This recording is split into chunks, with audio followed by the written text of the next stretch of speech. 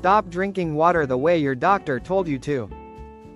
If you're over 60 and you're getting up 2, 3, even 4 times a night to use the bathroom, I'm going to tell you something that might make you angry. It's probably not your bladder's fault. And the advice you've been given, just drink less in the evening, might be making the problem worse, not better. I'm Dr. Sarah Chen, and for the last 18 years I've worked with patients on exactly this problem. And here's the number that should stop you in your tracks.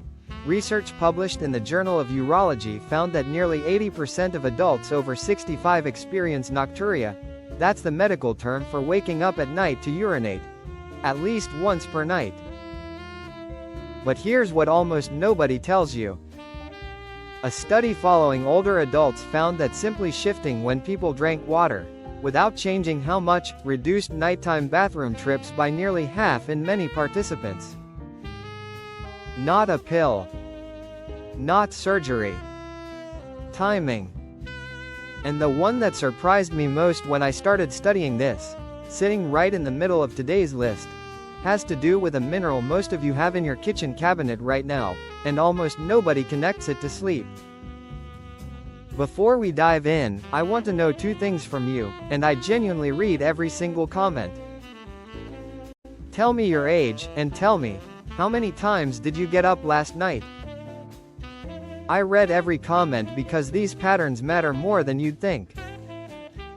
Let's count down the 5 habits that can help you sleep through the night again, starting with number 5 and building to the one I consider the most powerful. Number 5, the 2-hour cutoff window. Here's the dramatic truth. It's not about cutting off water at 6 p.m. like you've been told. It's about the 2 hours before that matter most.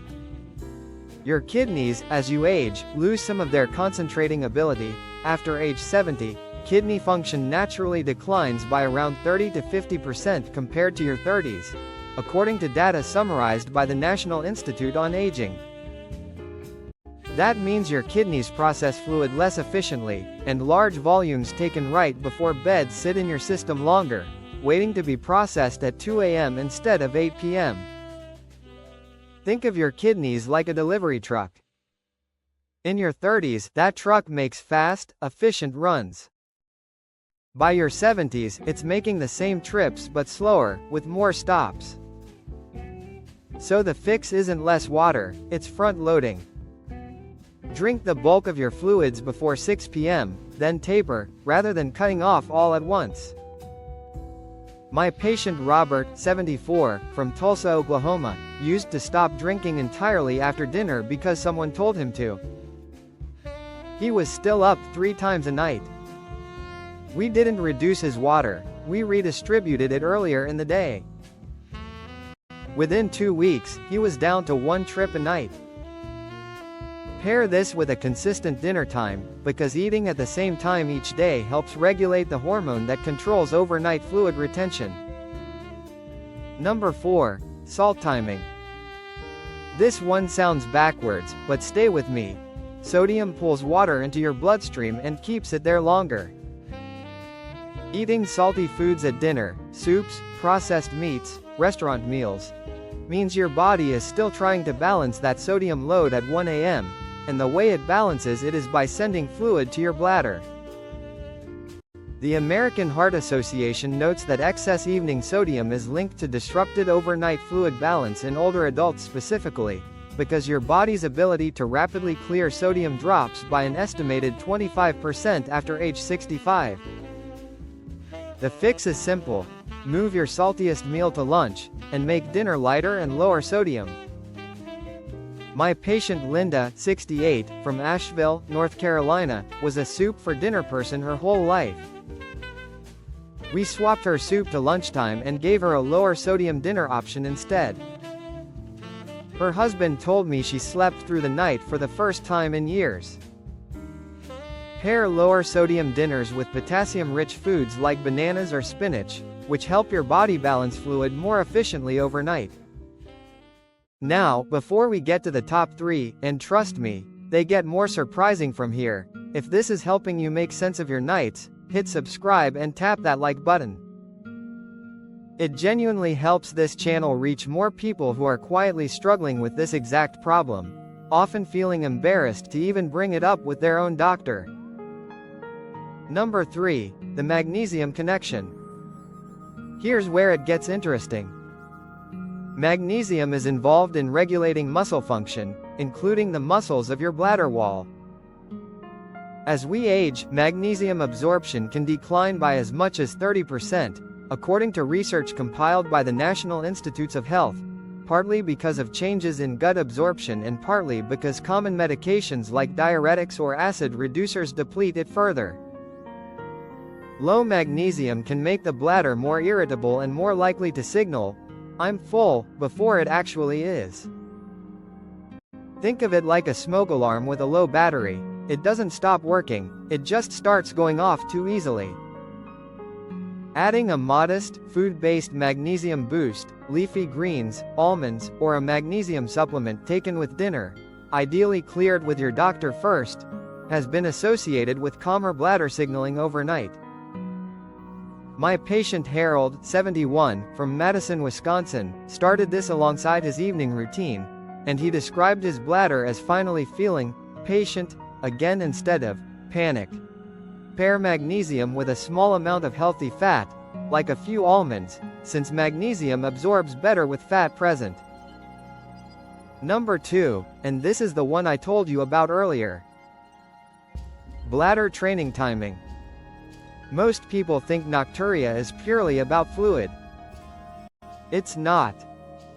It's also about your bladder's capacity shrinking its effective signaling threshold over time, not because it physically gets smaller, but because the nerves signaling fullness become more sensitive with age, sometimes firing at only 60% capacity instead of waiting for 90%, per findings referenced by the American Urological Association.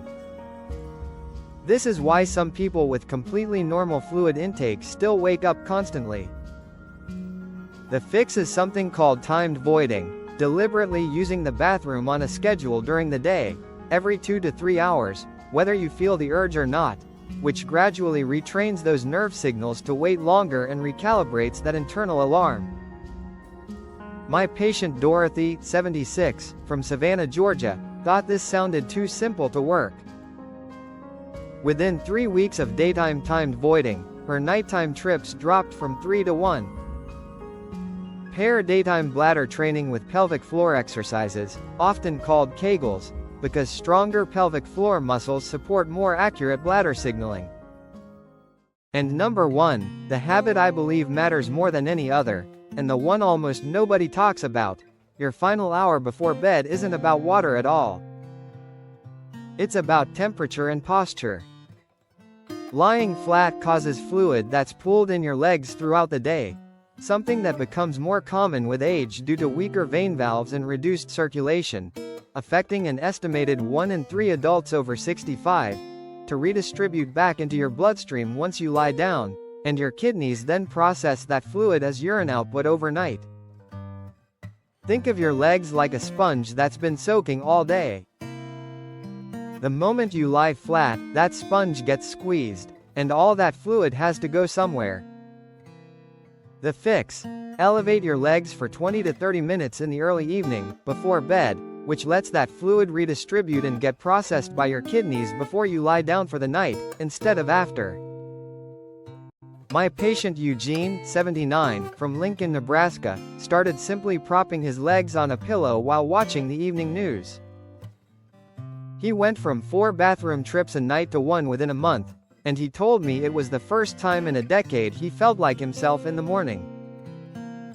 Pair leg elevation with light ankle movements, flexing your feet up and down, to actively help push that pooled fluid back into circulation before you lie down. Now, I want to say something honestly.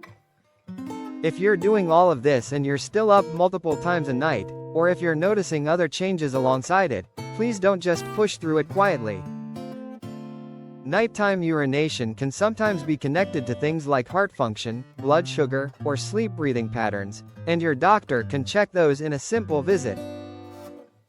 This isn't a failure on your part, it's information, and it deserves a real conversation, not just a YouTube video.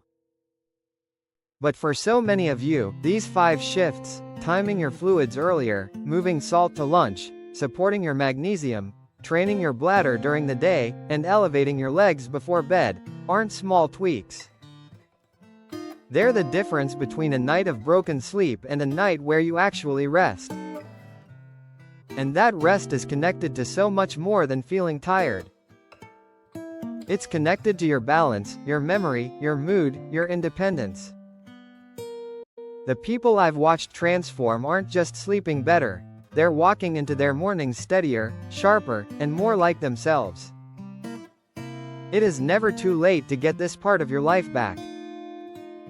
Not at 65, not at 75, not at 85. All the research I mentioned today is linked in the description if you want to read it for yourself. I always encourage that. If this video helped you understand your own nights a little better, subscribe so you don't miss the next one, and tell me in the comments, which one of these 5 are you trying tonight?